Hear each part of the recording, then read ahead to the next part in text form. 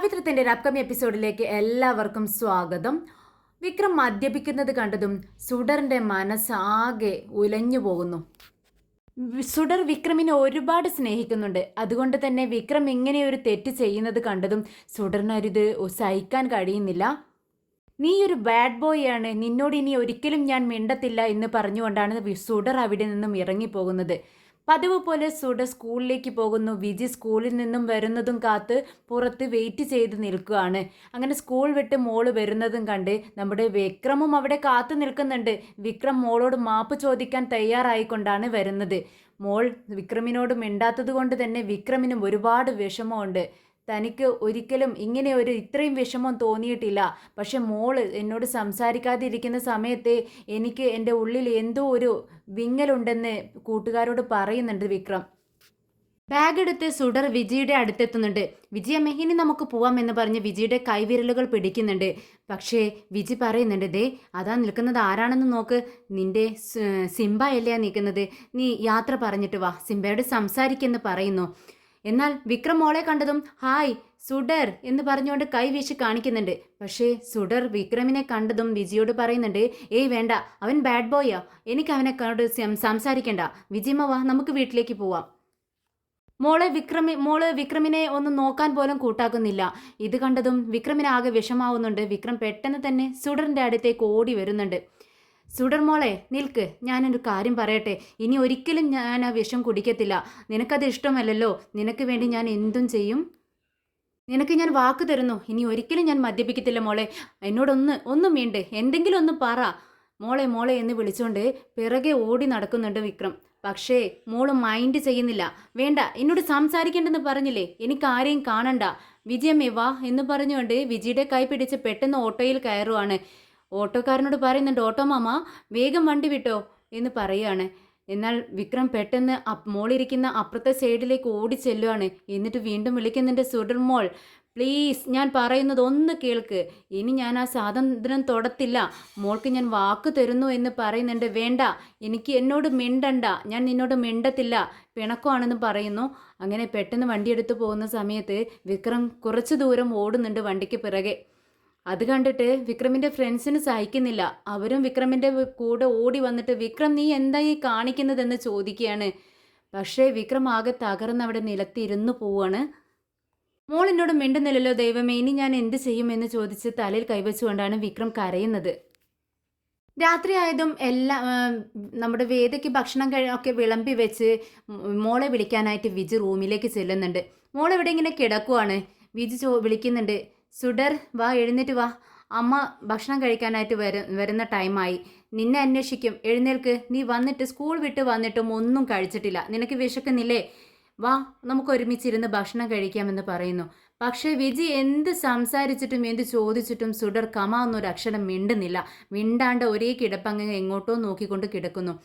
വിജി പല തവണ വിളിക്കുന്നുണ്ട്, സുഡർ നീ എന്തിനാ ഇങ്ങനെയൊക്കെ കാണിക്കുന്നത്, എന്തിനാ നിനക്ക് ഇത്ര വാശി, അവൻ അങ്ങനെ ചെയ്തു എന്ന് വെച്ച് നീ എന്തിനാ ഇത്രയ്ക്ക് വിഷമിക്കുന്നത്, സിംബ ഇനി അങ്ങനെ ചെയ്യത്തില്ലെന്ന് നിന്നോട് പറഞ്ഞില്ലേ, എന്നിട്ടും നിനക്ക് ഇത്രയും വിഷമമാണോ, നീ വാ ഭക്ഷണം കഴിക്ക്, നിന്നെ അന്വേഷിക്കും, വേദയുടെ സ്വഭാവം നിനക്കറിയാവല്ലോ, വേദ വെറുതെ ദേഷ്യം പിടിപ്പിക്കാൻ നിൽക്കണ്ട എന്നൊക്കെ പറഞ്ഞിട്ടും നമ്മുടെ സുഡർ ഒന്നും വേണ്ടുന്നില്ല. അങ്ങനെ വിജി പറയുന്നുണ്ട്, ശരി നീ എന്താന്ന് വെച്ച ചെയ്യേ, ഇനി ഞാൻ നിന്നെ വിളിക്കുന്നില്ല, ഞാൻ പോവാണ്, ഇനി അടുത്തത് നിന്റെ വേദയായിരിക്കും വിളിക്കാൻ വരുന്നത് എന്ന് പറഞ്ഞുകൊണ്ട് കിച്ചണിലേക്ക് പോവാണ്.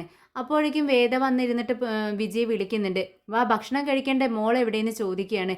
മോള് റൂമിലുണ്ട് എന്ന് പറഞ്ഞ് വേദ ഭക്ഷണമൊക്കെ കഴിച്ചു നോക്കുന്നുണ്ട്. അപ്പോൾ വിജയോട് പറയുന്നുണ്ട്, ഭക്ഷണമൊക്കെ നല്ല ടേസ്റ്റ് ഉണ്ടല്ലോ, അല്ല ഇന്ന് ഭൂരിയാണല്ലോ, മോൾക്ക് നല്ല ഇഷ്ടമുള്ള സാധനമല്ലേ, എന്നിട്ട് എവിടെ കാണുന്നില്ലല്ലോ അവളെ എന്ന് ചോദിക്കുകയാണ്.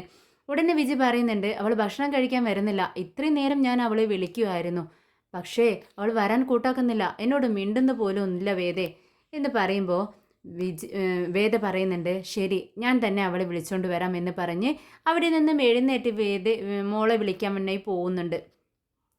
വേദയും മോളുടെ അടുത്തിരുന്ന് പല തവണ മോളോട് പല കാര്യങ്ങളും പറയുന്നുണ്ട്. എന്ത് പറ്റി മോളെ, നീ എന്തിനാണ് ഇങ്ങനെ വിഷമിച്ച് കിടക്കുന്നത്? അമ്മ നിന്നെ ഒന്നും പറഞ്ഞിട്ടില്ലല്ലോ. വിജയമ്മ നിന്നെ എന്തെങ്കിലും പറഞ്ഞോ? എന്തിനും നമുക്കൊരു സൊല്യൂഷൻ ഉണ്ടല്ലോ. നീ പറ, എന്താ പ്രശ്നം? നീ പറഞ്ഞാലല്ലേ ഞങ്ങൾക്ക് അറിയത്തുള്ളൂ. പറ മോളെ, വാ തുറന്ന് സംസാരിക്കുക. നീ എന്താ അമ്മയോടൊന്നും മിണ്ടാത്തത് എന്നൊക്കെ പറഞ്ഞിട്ടും സുഡർ ഒന്നും മിണ്ടുന്നില്ല. അങ്ങനെ കിടക്കുന്നത് കണ്ടിട്ട് വേദ പെട്ടെന്ന് അങ്ങ് എഴുന്നേൽക്കുന്നുണ്ട്. എന്നിട്ട് വേദയ്ക്ക് ദേഷ്യം വരുന്നുണ്ട്.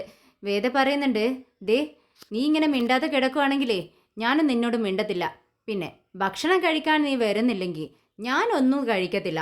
കഴിക്കയില്ല, ഒരു തുള്ളി വെള്ളം പോലും ഇവിടുന്ന് കഴിക്കില്ല. നീ എപ്പോഴാണോ കഴിക്കുന്നത് അപ്പോഴെയാണ് ഈ വേദയും കഴിക്കത്തുള്ളൂ. നിനക്കറിയാലോ എൻ്റെ സ്വഭാവം.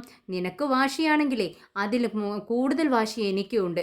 നോക്കാം ആരാണ് ജയിക്കുന്നതെന്ന്, നമ്മിൽ ആരാ ജയിക്കുന്നതെന്ന് നമുക്ക് നോക്കാം എന്ന് പറഞ്ഞ് വേദയും അവിടെ നിന്ന് ഇറങ്ങി പോവാണ് റൂമിൽ നിന്നും. ഇവരുടെ രണ്ടുപേരുടെയും വാശി കണ്ട് വിജി ആകെ എന്ത് ചെയ്യണമെന്നറിയാതെ നിൽക്കുവാണ്. അങ്ങനെ വിജി കുറച്ച് കഴിഞ്ഞതും മോളെ കുറച്ച് ഒന്നുകൂടെ വിളിച്ചു നോക്കാലോ ഭക്ഷണം കഴിക്കാൻ എന്ന് വിചാരിച്ച് മോളുടെ അടുത്തേക്ക് വരുന്നുണ്ട്. അപ്പോഴാണ് ഫോൺ റിങ് ചെയ്യുന്നത് കേൾക്കുന്നത്. പെട്ടെന്ന് ഫോൺ എടുക്കുന്ന സമയത്ത് അത് വിക്രമാണെന്ന് വിജിക്ക് മനസ്സിലാവുന്നുണ്ട്. ഫോൺ എടുത്ത് ഹലോ എന്ന് പറയുമ്പോഴേക്കും വിക്രം ആകെ സങ്കടം വന്ന് കണ്ണിൽ നിന്നൊക്കെ കണ്ണുനീരിങ്ങനെ വരുന്നുണ്ട്. ആകെ സങ്കടം വന്നിട്ടാണ് വിളിക്കുന്നത്. എവിടെ മോൾ, എവിടെ സുഡർ മോൾ എവിടെ, എനിക്ക് മോളോട് സംസാരിക്കണമെന്ന് പറയുകയാണ്. ഉടനെ വിജി പറയുന്നുണ്ട്, എന്താ വിക്രം നീ കാണിച്ചത്? മോളുടെ മുന്നിൽ വെച്ച് ഇങ്ങനെയൊക്കെ ചെയ്യാവോ? അവൾ നിന്നെ ഒരുപാട് സ്നേഹിക്കുന്നുണ്ട്. എത്രത്തോളം എന്ന് എനിക്ക് പറയാൻ കഴിയില്ല, അത്രത്തോളം. അവൾ ആരുമായി ഇത്രയും അടുത്തിട്ടില്ല. നിന്നെ അത്രയ്ക്ക് സ്നേഹിക്കുന്നത് കൊണ്ട് നീ അങ്ങനെ നിന്നെ ആ അവസ്ഥയിൽ കണ്ടപ്പോൾ അവൾക്കത് സഹിക്കാൻ കഴിഞ്ഞില്ല. നീ അങ്ങനെ ചെയ്യാൻ പാടില്ലായിരുന്നു എന്ന് പറയാട്ടോ. ഇത് കേട്ട് വിക്രം പറയുന്നുണ്ട്, മാഡം നിങ്ങൾ ഇങ്ങോട്ടേക്ക് വരുന്ന വിവരം ഞങ്ങൾക്ക് അറിയില്ലായിരുന്നു. ഒന്ന് വിളിച്ച് പറയാമായിരുന്നില്ലേ? ഞാൻ ചെയ്തത് തെറ്റാണ്, പക്ഷെ ഞങ്ങൾക്ക് അറിയില്ലായിരുന്നു നിങ്ങൾ വരുന്ന വിവരം. എങ്കിൽ ഞാൻ അങ്ങനെ ചെയ്യില്ലായിരുന്നു. പിന്നെ മോള് എന്നോട് പിണങ്ങിയിരിക്കുന്ന സമയം എനിക്ക് സഹിക്കാൻ കഴിയുന്നില്ല. അവളോട് മിണ്ടാതെയും അവൾ എന്നോട് പിണങ്ങിയിരിക്കുമല്ലേ, എനിക്കാകെ വിഷമമാവുന്നു. ഒരു വാക്ക് എന്തെങ്കിലും എന്നോടൊന്ന് സംസാരിക്കാൻ പറ എന്ന് പറയാട്ടോ. ഇത് കേട്ടിട്ട് വിജി പറയുന്നുണ്ട്, അതിലേറെ വിഷമാവസ്ഥയിലാണ് ഇവിടെ കടന്നു പോകുന്നത്. മോള് വന്നതിന് ശേഷം ആരോടും ഒന്നും മിണ്ടുന്നില്ല, ഭക്ഷണം കഴിച്ചിട്ടുമില്ല. ഇത് കേട്ടതും വിക്രമിന് കൂടുതൽ സങ്കടം വരുന്നുണ്ട്. പെട്ടെന്ന് നമ്മുടെ രാജേട്ടൻ ഫോൺ വാങ്ങുന്നുണ്ട് വിക്രമിൻ്റെ കയ്യിൽ നിന്ന്. എന്നിട്ട് വിജിയോട് സംസാരിക്കുകയാണ്. ഇത് ആരാണെന്ന് വിജി ചോദിക്കുമ്പോൾ ഞാൻ രാജേട്ടനാണ്. ഇവിടെ വിക്രമും ഭക്ഷണം കഴിക്കുന്നില്ല. മോളുടെ കാര്യമോർത്ത് സങ്കടപ്പെട്ടിരിക്കുകയാണ്. വന്നത് മുതലേ ഒരേ ഇരിപ്പാണ്, സെയിം അവസ്ഥയാണ് ഇവിടെ എന്നും വിജി പറയുവാണ്. മോള് സങ്കടപ്പെട്ട് ഒരേ കിടപ്പാണ്. ദേ ഞാനിപ്പോൾ നോക്കുന്ന സമയത്ത് മോള് ഉറങ്ങിയിരിക്കുന്നു. ഇന്ന് ഒന്നും കഴിക്കാണ്ടാണ് അവൾ കിടന്നിരിക്കുന്നത്. അവൾക്ക് ഇഷ്ടമുള്ള ഭക്ഷണമാണ് ഞാൻ ഉണ്ടാക്കി വെച്ചിരിക്കുന്നത്. പക്ഷേ അവൾ കഴിച്ചിട്ടില്ല. ആരോടൊന്നും മിണ്ടുന്നില്ല, ഒരേ കിടപ്പാണെന്ന് പറയൂട്ടോ. ഇത് കേട്ടിട്ട് രാജേട്ടനും വിഷമാവുന്നുണ്ട്. എന്തായാലും ഇങ്ങനെ ആയതിൽ വളരെ വിഷമമുണ്ട്. നിങ്ങൾക്ക് ഇങ്ങോട്ടേക്ക് വരുന്നതിന് മുൻപ് ഒന്ന് വിളിച്ച് പറയാമായിരുന്നു എന്ന് രാജേട്ടനും പറയുന്നുണ്ട്. സുഡറിനോട് വിജിയോട് സംസാരിച്ചു കഴിഞ്ഞതും വിക്രം പെട്ടെന്ന് റൂമിലേക്ക് കയറി പോകുന്നുണ്ട്. കൺമണി ചോദിക്കുന്നുണ്ട്, എന്താ രാജേട്ടാ, എന്തു പറ്റി? എന്തിനാ ഇത്ര ദേഷ്യത്തോടെ വിക്രം ഇങ്ങനെ അകത്തേക്ക് കയറിപ്പോയതെന്ന് ചോദിക്കുമ്പോൾ രാജേട്ടൻ പറയുന്നുണ്ട്, അത് കൺമണി, നമ്മുടെ സുഡർ മോള് അവനോടൊന്നും സംസാരിക്കുന്നില്ല. അന്ന് ഇവിടെ നിന്നും ദേഷ്യത്തോടെ മോള് എഴുന്നേറ്റ് പോയതല്ലേ, അതിനുശേഷം മോൾ ആരോടും സംസാരിക്കില്ലെന്നാണ് പറയുന്നത്. മോള് ഭക്ഷണം കഴിക്കുന്നില്ലെന്നും പറയുന്നു. വിക്രമിൻ്റെ ഇത് അവസ്ഥയെ തന്നെയാണ് അവൾക്കും. ആകെ വിഷമിച്ചിട്ടാണ് വിക്രം അകത്തേക്ക് കയറിപ്പോയതെന്ന് പറയുകയാണ്. ഉടനെ കൺമണി പറയുന്നുണ്ട്, ആർക്ക് എന്ത് വന്നാലും ആർക്ക് വിഷമം വന്നാലും അവന് കുടിക്കണം. അതിന് വേണ്ടിയിട്ടായിരിക്കും അവൻ അകത്തേക്ക് കയറിപ്പോയത്. ഇനി നേരം വെളുക്കുവോളം അവൻ മദ്യപിച്ചുകൊണ്ടിരിക്കും എന്ന് കൺമണി പറയുകയാണ്. കൺമണി ഉദ്ദേശിച്ചത് ശരി തന്നെയാണ്. വിക്രം അകത്തേക്ക് പോയിട്ട് ഒരു ബോട്ടിലെടുത്ത് ബെഡിലിരിക്കുകയാണ്. അത് തുറക്കുന്ന സമയത്ത് വിക്രമിൻ്റെ മനസ്സിലേക്ക് നമ്മുടെ സുഡർ മോള് പറഞ്ഞ ഓരോ വാക്കുകളും ഇങ്ങനെ ഓർമ്മയിൽ വരുവാണ്. പെട്ടെന്ന് ആ ബോട്ടിലെടുത്ത് എറിയുന്നുണ്ട് ബാത്റൂമിലേക്ക്. ഉടഞ്ഞാകെ സൗണ്ടിലാണ് വീഴുന്നത്. അങ്ങനെ എല്ലാവരും റൂമിലേക്ക് സൗണ്ട് കേട്ട് ഓടി വരുന്നുണ്ട്. വിക്രം അവിടെ ഉണ്ടായിരുന്ന എല്ലാ ബോട്ടിലുകളിലും ഉള്ള മദ്യം കുറച്ച് ബോട്ടിലൊന്നും അല്ല റൂമിൽ സ്റ്റോക്ക് ചെയ്ത് വെച്ചിരിക്കുന്നത്. ഷോക്കേഴ്സിലും കട്ടിലിന് താഴെയായും അലമാരയിലും എല്ലാം എല്ലാം ബോട്ടിലാണ്. എവിടെ നോക്കിയാലും വിക്രമിൻ്റെ റൂമിൽ മൊത്തം ബോട്ടിലുകളാണ്. അതെല്ലാം എടുത്ത് ഒരു ബക്കറ്റ് എടുത്ത് വിക്രം അതിലേക്ക് കമിഴ്ത്തുന്നുണ്ട്. എല്ലാം ബോട്ടിലും ഒഴിവാക്കുകയാണ്. എന്നിട്ട് ടോയ്ലറ്റിലേക്ക് ഒഴിച്ച് ഫ്രഷ് ചെയ്ത് കളയുന്നുണ്ട്. വീണ്ടും ആ ഒരു ചാക്കെടുത്ത് അവിടെ ഉണ്ടായിരുന്ന ബോട്ടിലെല്ലാം കൊണ്ടുപോയി വിക്രം ഒരു ഡസ്റ്റ്ബിന്നിൽ ഇടുന്നുണ്ട്. തിരിച്ചു വരുവാണ്. കൺമണിയും രാജേട്ടനും അവൻ്റെ ഫ്രണ്ട്സുകളും എല്ലാവരും ഹാളിലേക്ക് ഇവൻ ഈ ചെയ്യുന്ന കാര്യങ്ങളൊക്കെ കണ്ട് അത്ഭുതത്തോടു കൂടി നോക്കി നിൽക്കുവാണ്. രാജേട്ടൻ ചോദിക്കുന്നുണ്ട്, എന്താ വിക്രം ഇതൊക്കെ? നീ എന്താണ് ഈ ചെയ്യുന്നത്? ശരിയാ, നിങ്ങൾ കാണുന്നതൊക്കെ ശരിയാ രാജേട്ടാ. ഇനി ഞാൻ ഇതൊരിക്കലും ഉപയോഗിക്കില്ല. എന്തുപയോഗിക്കില്ല എന്നാ നീ പറയുന്നത് എന്ന് കൺമണിയും സംശയത്തോടു കൂടി ചോദിക്കുന്നു. ഉടനെ വിക്രം പറയുന്നുണ്ട്, ഇനി ഒരിക്കലും ഞാൻ കുടിക്കില്ല. ഇത് കേട്ടതും എല്ലാവർക്കും സന്തോഷമാവാണ്. നിന്റെ കയ്യിൽ നിന്നും ഇങ്ങനെയൊരു മാറ്റോ? അതെങ്ങനെ വന്നു എന്ന് കൺമണി അത്ഭുതത്തോട് ചോദിക്കുകയാണ്. ഇത് കേട്ടതും രാജേട്ടൻ പറയുന്നുണ്ട്, അതിന് നിനക്ക് മനസ്സിലായില്ലേ കൺമണി? ഇതിനെല്ലാം കാരണം നമ്മുടെ സുഡർമോളാണ്. സുഡർമോള് അന്ന് ഇവിടെ നിന്നും ഇറങ്ങിപ്പോയതിന് ശേഷം വിക്രമിന് ഒരുപാട് മാറ്റങ്ങൾ സംഭവിച്ചു. ഇവൻ്റെ ജീവിതത്തിൽ ആർക്കും തന്നെ ഇങ്ങനെ ഒരു മാറ്റം സംഭവിക്കാൻ കഴിഞ്ഞിട്ടില്ല.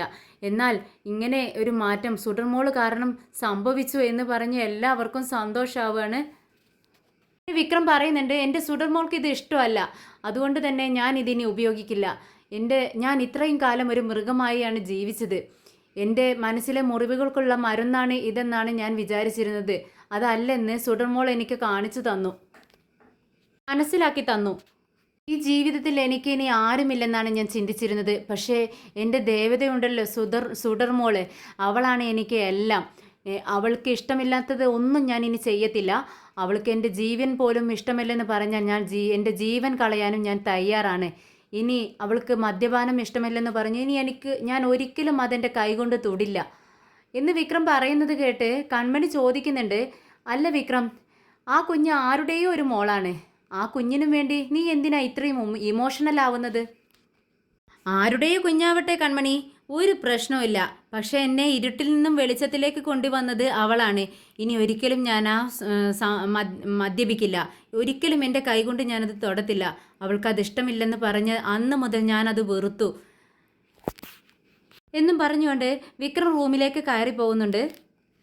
പരമുവിൻ്റെ വാക്ക് കേട്ട് രാധ വേദയെ ക്ഷണിക്കാനായിട്ട് വരുന്നു. തൻ്റെ വാർഡിലെ വാട്ടർ കണക്ഷൻ്റെ ഉദ്ഘാടനത്തിന് വേണ്ടി വേദയെ ക്ഷണിക്കാനായിട്ട് വരുവാണ്.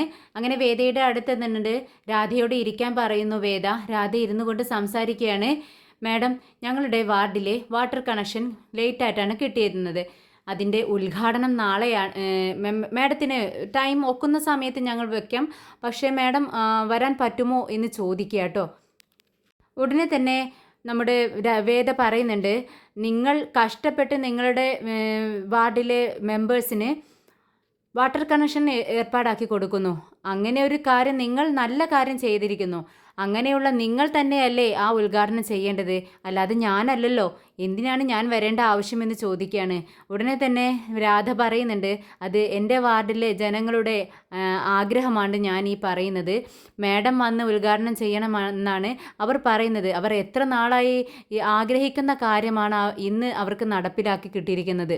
അതുകൊണ്ട് തന്നെ ആദ്യത്തെ വാട്ടർ അവിടുത്തെ കണക്ഷൻ നിങ്ങൾ തന്നെ ഉദ്ഘാടനം ചെയ്യണമെന്ന് ഞങ്ങൾക്ക് ആഗ്രഹമുണ്ട്. എനിക്കും എൻ്റെ വാർഡിലെ മെമ്പേഴ്സിനും ആഗ്രഹമുണ്ടെന്ന് പറയുകയാണ്. ഒരു നിമിഷം വേദ തൻ്റെ ഡേറ്റ് എല്ലാം ഫയലിൽ നോക്കുന്നുണ്ട്. എന്നിട്ട് പറയുന്നുണ്ട്, ഇതേ ടൈമിൽ നിങ്ങൾ പറയുന്ന ആ ദിവസം എനിക്ക് വരാൻ കഴിയത്തുള്ളൂ. അത് നിങ്ങൾക്ക് ഓക്കെ ആണോ എന്ന് പറയുവാണ്. ഉടനെ തന്നെ രാധ പറയുന്നുണ്ട്, അതിനൊരു കുഴപ്പമില്ല മാഡം. മാഡത്തിൻ്റെ ടൈം എപ്പോഴാണോ അപ്പോഴും ഞങ്ങൾക്ക് ഓക്കെയാണ്. പെട്ടെന്ന് തന്നെ എനിക്ക് തിരിച്ചു വരേണ്ടി വരും. അതുകൊണ്ട് പ്രോഗ്രാം ഒരിക്കലും ലേറ്റ് ആക്കരുതെന്ന് പറയുന്നുണ്ട് വേദ. ഉടനെ രാധ അതിനോട് അനുകൂലിക്കുന്നു. ലേറ്റ് ആവത്തില്ല മാഡം. മാഡത്തിൻ്റെ ടൈമിനനുസരിച്ച് തന്നെ ഞങ്ങളെല്ലാം സമയത്തിന് ചെയ്ത് തീർത്തോളാം എന്ന് വാക്ക് കൊടുക്കുന്നു. അങ്ങനെ വേദ വരാമെന്ന് പറയുന്നതനുസരിച്ച് രാധ അവിടെ നിന്നും പുറത്തിറങ്ങുന്നുണ്ട്. പുറത്തിറങ്ങിയതും നമ്മുടെ പരമു രാധയെ കാത്ത് പുറത്തിരിക്കുന്നുണ്ട്. ഉടനെ തന്നെ രാധ പരമുവിൻ്റെ അടുത്തേക്ക് സന്തോഷത്തോടെ വരുന്നുണ്ട്. പരമുവിനോട് പറയുന്നുണ്ട്, കളക്ടർ മാഡം അതിന് സമ്മതിച്ചു, ഉദ്ഘാടനത്തിന് വരാമെന്ന് പറഞ്ഞിട്ടുണ്ട്. ഈ സന്തോഷ വാർത്ത ഞാൻ എല്ലാവരോടും പറയട്ടെ, നിനക്കും സന്തോഷമായില്ലേ എന്ന് ചോദിക്കുകയാണ്. പരമുവിന് ഇതിലും വലിയൊരു സന്തോഷമുണ്ടോ? പരമു പറയുന്നു, പിന്നെ മാഡം വരാമെന്ന് സമ്മതിച്ച ആർക്കാ സന്തോഷമില്ലാത്തത്? നമുക്ക് എല്ലാവർക്കും സന്തോഷമില്ലേ എന്ന് പറയുവാണ്. രാധ ഫോൺ എടുത്ത് അപ്പുറത്തേക്ക് നീങ്ങിയതും പരമ മനസ്സിൽ ചിന്തിക്കുന്നുണ്ട്, വേദ ഇത് നിന്റെ അവസാനത്തെ വരവാണ്. നീ വരുന്നത് വാട്ടർ സപ്ലൈയുടെ ഉദ്ഘാടനത്തിനല്ല, നിന്റെ ജീവിതത്തിൻ്റെ അവസാന യാത്രയിലേക്കാണ്. നിനക്ക് ഞാനത് കാണിച്ചു തരാമെന്ന് പരമു മനസ്സിൽ ചിന്തിക്കുന്നു. വേദയെ ഇല്ലാതാക്കുക എന്നതാണ് പരമുവിൻ്റെ ലക്ഷ്യം. അതിനായി മറ്റുള്ളവരുടെ കയ്യിൽ നിന്നും ഒരു വൻ തുക തന്നെ കയ്യിലാക്കി വെച്ചിരിക്കുകയാണ് പരമു. പിറ്റേ ദിവസം രാവിലെ കൺമണി ഭക്ഷണമൊക്കെ ഉണ്ടാക്കി വെക്കുന്നുണ്ട്. എല്ലാവരും ഭക്ഷണം കഴിക്കാനായിട്ട് വരുന്നുണ്ട്. വിക്രമിനെ നോക്കുന്ന സമയത്ത് കാണുന്നില്ല. വിക്രം നീ എവിടെയാ വാ എന്ന് പറഞ്ഞ് വിളിക്കുന്നുണ്ട് രാജേട്ടൻ. ഭക്ഷണം കൊണ്ടുവന്ന് വെച്ചിരിക്കുന്നു, നിനക്ക് ഇനി എന്താ വരാത്തേന്ന് വിളിച്ച് ചോദിക്കുകയാണ്. എനിക്കൊന്നും വേണ്ട എന്ന് വിക്രം പറയുന്നുണ്ട്. അതെന്താ വിക്രം നീ ഇങ്ങനെയൊക്കെ പറയുന്നത്? ഭക്ഷണത്തോട് ദേഷ്യം കാണിക്കാതെ. മോൾക്ക് നിന്നോടുള്ള വിഷമം എത്രത്തോളം ഉണ്ടെന്ന് നിനക്കും മോൾക്കും എത്രത്തോളം ഉണ്ടെന്ന് ഞങ്ങൾക്കറിയാം. പക്ഷെ നിങ്ങളിങ്ങനെ വിഷമിച്ചിട്ട് എന്ത് കാര്യമാണുള്ളത്? അപ്പോഴേക്കും അനിയട്ടൻകുട്ടൻ ചോദിക്കുന്നുണ്ട്, അത് ഒരു കുഞ്ഞല്ലേ വിക്രമേട്ടാ, ആ മോള് നിങ്ങളോട് ഇത്രയ്ക്ക് പിണക്കം കാണിക്കുന്നു എന്ന് വിചാരിച്ച് എന്തിനാ നിങ്ങൾ ഇത്രയ്ക്ക് വിഷമം വരുന്നത്? നിങ്ങൾക്ക് എന്തുകൊണ്ടാണ് ഇങ്ങനെ ഉണ്ടാവുന്നത്? അതാണ് ഞങ്ങൾക്ക് അറിയാത്തത് എന്ന് ചോദിക്കുകയാണ്. ഇത് കേട്ടതും വിക്രം പറയുന്നുണ്ട്, എനിക്കറിയില്ല, ആ മോള് എന്നോട് സംസാരിക്കാതിരിക്കുമ്പോൾ എനിക്ക് എത്രമാത്രം വിഷമമുണ്ടെന്ന് എനിക്ക് പറഞ്ഞറിയിക്കാൻ കഴിയുന്നില്ല. എനിക്ക് ഒന്നും വേണ്ട, എനിക്ക് ഒരു ഭക്ഷണവും വേണ്ട, മോൾ എന്നോട് സംസാരിക്കണം, എങ്കിൽ മാത്രമേ എനിക്ക് സമാധാനമുള്ളൂ. നമ്മൾക്ക് പെട്ടെന്ന് സ്കൂളിൽ എത്തണമെന്ന് പറയുവാണ്. അപ്പോൾ കൺമണി പറയുന്നുണ്ട്, ശരി നീ സ്കൂളിലേക്ക് പോക്കോ, പക്ഷെ ഭക്ഷണം കഴിച്ചിട്ട് പോ വിക്രം എന്ന് പറയുമ്പോൾ, ഇല്ല ഭക്ഷണം വന്നിട്ട് കഴിക്കാം, നിങ്ങൾ വരുന്നുണ്ടോ എന്ന് ചോദിക്കുമ്പോൾ രാജേട്ടനും എല്ലാവരും വരുന്നുണ്ട് എന്ന് പറയുവാണ്. സ്കൂളിലേക്ക് പോകുന്നതിന് മുമ്പായി നമുക്ക് കുറച്ച് പണിയുണ്ട് എന്ന് പറയുകയാണ് വിക്രം. എന്താണെന്ന് രാജേട്ടൻ ചോദിക്കുന്നുണ്ട്. ഞാൻ പറയാം, നിങ്ങൾ വാ എന്ന് പറഞ്ഞുകൊണ്ട് വിക്രം അവരെയും കൂട്ടി അകത്തേക്ക് ചെല്ലുവാണ്. അപ്പോഴേക്കും വിക്രം അവിടെ കുറച്ച് സാധനങ്ങളൊക്കെ, കുറച്ച് പെയിൻറ്റും കാര്യങ്ങളൊക്കെ എടുത്തു വെച്ചിട്ടുണ്ട്. വിക്രമിനോട് രാജേട്ടൻ ചോദിക്കുന്നുണ്ട്, എന്താ വിക്രം ഇത്, എന്താ നീ കാണിക്കുന്നത്, എന്താ കാര്യമെന്ന് പറ എന്ന് പറയുമ്പോൾ വിക്രം പറയുന്നുണ്ട്, ഞാൻ പറയാം രാജേട്ടാ, കുറച്ച് ബോർഡുകളൊക്കെ തയ്യാറാക്കാനുണ്ട്, കുറച്ച് ഇതിലെല്ലാം കുറച്ച് ഞാൻ പറയുന്ന കാര്യങ്ങൾ നിങ്ങൾ അതുപോലെ എഴുതണമെന്ന് പറയുവാണ്.